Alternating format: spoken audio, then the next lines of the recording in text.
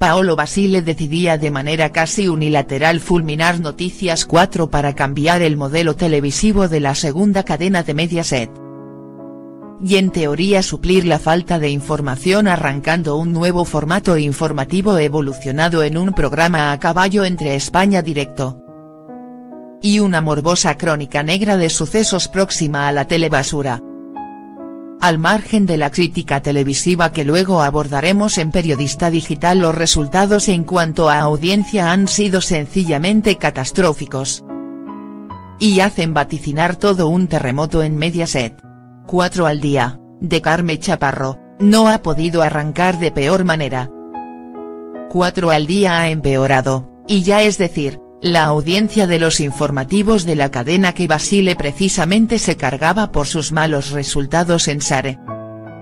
El programa arrancaba este lunes con un testimonial 2,3% de cuota de pantalla y tan solo 248.000 espectadores. Un fracaso en toda regla que se empeora si tenemos en cuenta que es el peor estreno de Mediaset en SARE desde el fulminado Hazte un selfie, que el 5 de septiembre de 2016 obtuvo también un 2,3% pero conseguía incluso más espectadores que el espacio informativo de Chaparro al lograr 295.000 televidentes.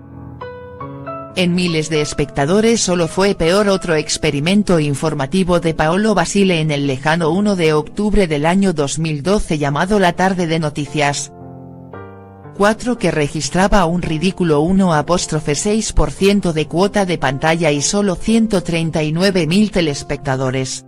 Casi 50.000 más que 4 al día.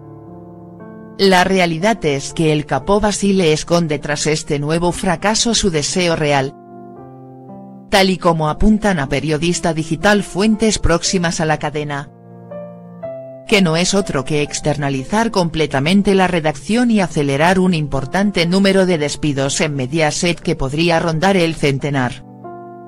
¿Para qué va a quedar 4 ya sin directos? La pregunta planea entre los empleados de Mediaset, que piensan que en unas semanas se producirá un cierre encubierto de la cadena. Y para colmo, la audiencia ha huido del estreno de 4 por el insoportable tufo amarillista del programa, manual de desinformación o sensacionalismo macabro. Han sido algunas de las múltiples críticas negativas que ha recibido la puesta de largo del espacio de Carme Chaparro.